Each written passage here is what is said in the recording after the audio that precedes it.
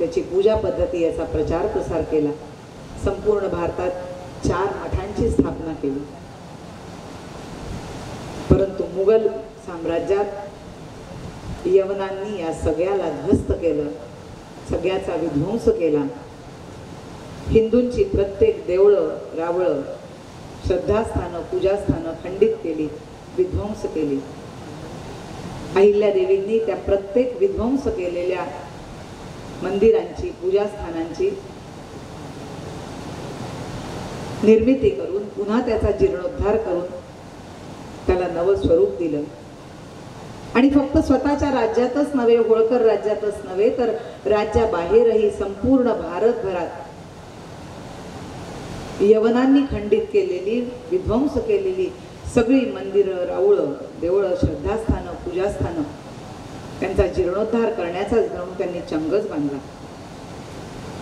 आणि संपूर्ण देशभरात 5000पेक्षा जास्त देवळांची त्यांनी निर्मिती केली, बांधणी केली। जागोजागी पुण्यसलीला नद्यांवर घाट बांधून घेतले। त्या काळी प्रत्येक कार्य नदीच्या वाहत्या पाण्यात केलं जात असे। हे घाट बांधून घेण्याचं जे कार्य होतं, हा जो उपक्रम होता तो अत्यंत दूरदर्शीपणाने केलेला होता। वाहत्या पाण्यात आंघोळ करताना, कपडे धुताना, दैनंदिन काही नित्यकर्म करत असताना कुणाचाही बुडून मृत्यू होऊ नये, काही दुर्घटना होऊ नये म्हणून त्यांनी जागोजागी नद्यांवर घाट बांधले। रयतेला त्रास होऊ नये म्हणून जागोजागी ठिकठिकाणी तळी, कुंड, तलाव, विहिरी बांधून घेतल्या। यवन हिंदूंवर अत्याचार करत होते, त्यांना बेघर करत होते। आणि अशा वेळी त्या हिंदूंनी कुठे जावं, आपल्या रयतेंनी कुठे जावं म्हणून त्यांनी जागोजागी चिरेबंदी आश्रयस्थानं म्हणजे धर्मशाळा बांधून घेतल्या। आपल्या शास्त्राच्या मनन पठण आणि चिंतनासाठी त्यांनी विद्यालय निर्माण केली, देवळांची निर्मिती केली आणि त्यात विद्वान पुजारी यांची नियुक्ती केली। विद्यालयांमध्ये विद्वानांची नियुक्ती केली। आपला धर्म आणि संस्कृतीचा प्रचार प्रसार व्हावा म्हणून त्यांनी आसे तू हिमाचल, तसं आपण येताना बघितलं, अटक ते कटक संपूर्ण भारतभर त्यांनी ही कार्य केली। वास्तविक बघता त्यांनी आपल्या राज्यात ही कार्य केली असती आणि आपल्या राज्याला शिखरावर नेऊन पोचवलं असतं तरी चालत होतं ते। पण हिंदू धर्म आणि त्याचा प्रचार प्रसार, त्याची पूजा पद्धती या बाबतीत फक्त विश्वास ठेवणारी अहिल्या तिने सतत अविरत हेच कार्य हाती घेतलं।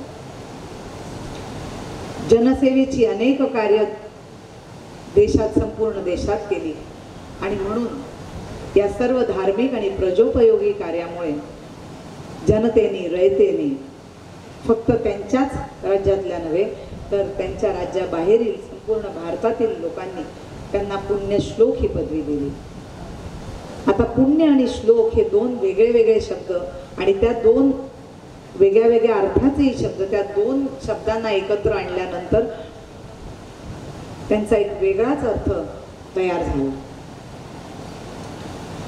आपण म्हणतो एक श्लोक बऱ्याच जणांनी ऐकला असेल किंवा म्हटलाही असेल लहानपणी, पुण्यश्लोको नलो राजा पुण्यश्लोको युधिष्ठिरा पुण्यश्लोको विदेहश्च पुण्यश्लोको जनार्दन।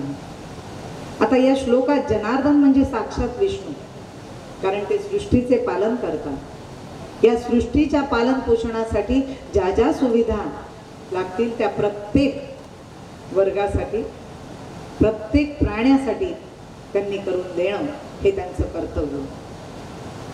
याच अनुषंगाने जर आपण पाहिलं तर प्रत्येक राजाचं हे कर्तव्य झालं, हे साक्षात विष्णूंनी दाखवून दिलं।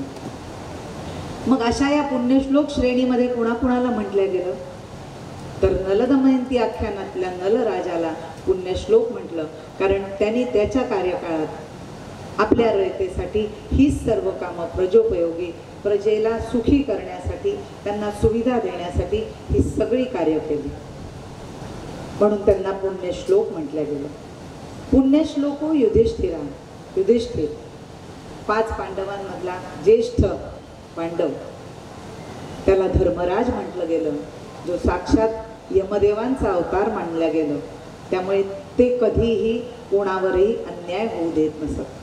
त्यांनी स्वतः मात्र खूप अन्याय सहन केले, पण त्यांनी दुसऱ्यांवरती, आपल्या रयतेवर, आपल्या प्रजेवर कधीही अन्याय होऊ दिले नाहीत. आणि म्हणून त्यांना पुण्यश्लोक म्हटलं. पुण्यश्लोको विदेहश्च. विदेह देशाचा राजा, राजा जनक, शिरध्वज जनक, सीतादेवींचे पिता, प्रभू रामचंद्रांचे श्वशुर,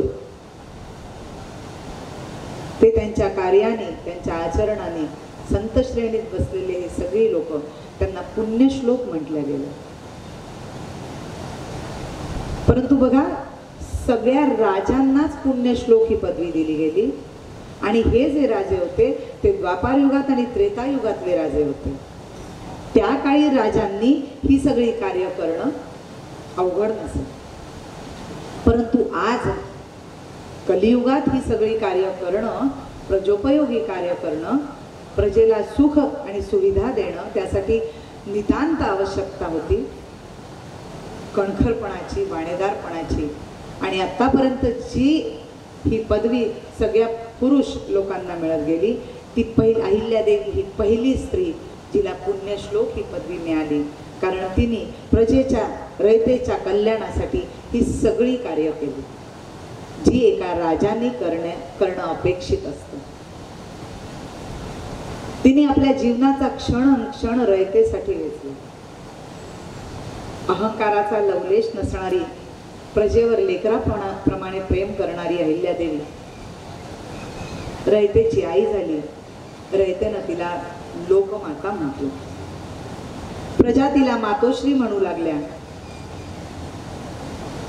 मुघलांनी उद्ध्वस्त केलेल्या काशी विश्वेश्वराचा 1777 साली अहिल्यादेवींनी जीर्णोद्धार केला. आणि त्यानंतर राजा रणजित सिंगांनी त्यावर 1000 किलो सोनं चढवून त्याला सुंदरता आणि भव्यता दिली. अहिल्यादेवी वास्तविक माळवा प्रांताच्या राणी, परंतु त्यांनी स्वतःला कधीही राणी मानलं नाही. हे राज्य शिवाचं आहे आणि मी फक्त एक सेवक आहे, या भावनेनंच त्यांनी सतत राज्यकारभार केला. त्या थोर शिवभक्त होत्या आणि नर्मदा भक्तही होत्या. त्या थोर शिवभक्त होत्या. भल्या पहाटे उठून त्यांची दिनचर्या सुरू होत असे. भल्या पहाटे उठावं, महादेवाची सागरसंगीत षोडशोपचार पूजा करावी. तोपर्यंत त्या पाण्याचा थेंबही घेत नसत. आणि त्यानंतर त्यांची दैनंदिन त्यांचे कार्यक्रम सुरू होत असत राज्यकारभारातले. त्या शिवभक्त होत्या याचं प्रमाण म्हणजे त्यांच्या राजमुद्रेवर अंकित शिवपिंडी, त्यावर बिल्वपत्र आणि नंदीचं चित्र होतं. त्यांच्या राज्यात राज्यकारभारामध्ये जेव्हा पत्र लिहिली जात असत त्यावेळेस खाली श्री शंकर आज्ञे करून असं लिहिलं जाई. आणि त्याच वेळेस जेव्हा ही अक्षर, हे शब्द जेव्हा त्या पत्रव्यवहारात मिळत असत त्यावेळेसच ती राजाज्ञा मानली जात असेल, अन्यथा तिला राजाज्ञा मानली जात नसत.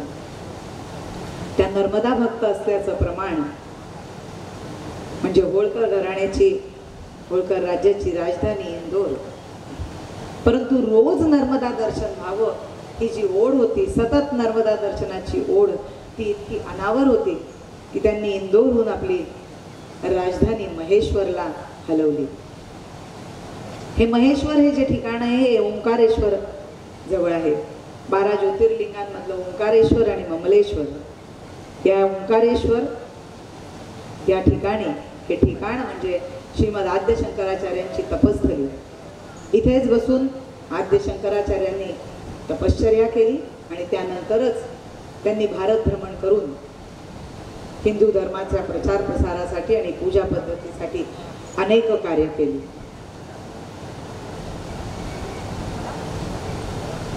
महेश्वर हे ठिकाण ओंकारेश्वराजवळ. विंध्याचल आणि सतपुडा पर्वत श्रेणींच्या मधून नर्मदेचा उगम आणि तिचं क्षेत्र आहे. नर्मदेचा उगम अमरकंटक पासून आहे आणि तिथूनच पलीकडे ही पावन पुण्य सलीला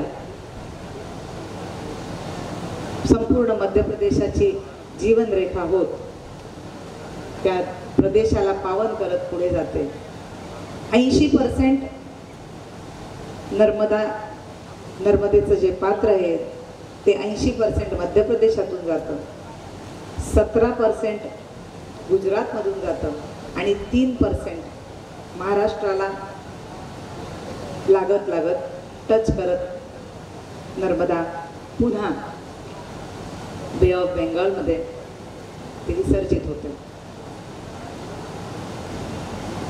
आपल्या धर्मामध्ये पार्थिव शिवलिंगांचं फार महत्त्व आहे. या महेश्वराला महेश्वर जशीच अहिल्यादेवीची राजधानी झाली, या महेश्वराला आजही दररोज 1008 पार्थिव शिवलिंग तयार करायची, त्यांना नैवेद्य दाखवायचा आणि त्यानंतर ती नर्मदेत विसर्जित करायची. हे आजही हे कार्य महेश्वराला अव्याहत चालू आहे. महेश्वराला राजराजेश्वर मंदिर होतं. मुघलांनी ते खंडित केलं, त्याचा विध्वंस केला. त्या ठिकाणी 11 अखंड ज्योती तेवत असत. ज्याला दीपशिखा म्हणतो आपण, दीपस्तंभ. त्या अशा 11 दीपस्तंभ होते आणि तिथे त्या अखंड ज्योती तेवत असत. मुघलांनी विध्वंस केल्यानंतर या 11 ज्योती खंडित झाल्या होत्या आणि त्या बंद पडल्या होत्या. अहिल्यादेवींनी राजराजेश्वर मंदिराचा जीर्णोद्धार केला आणि या 11 अखंड ज्योती पुन्हा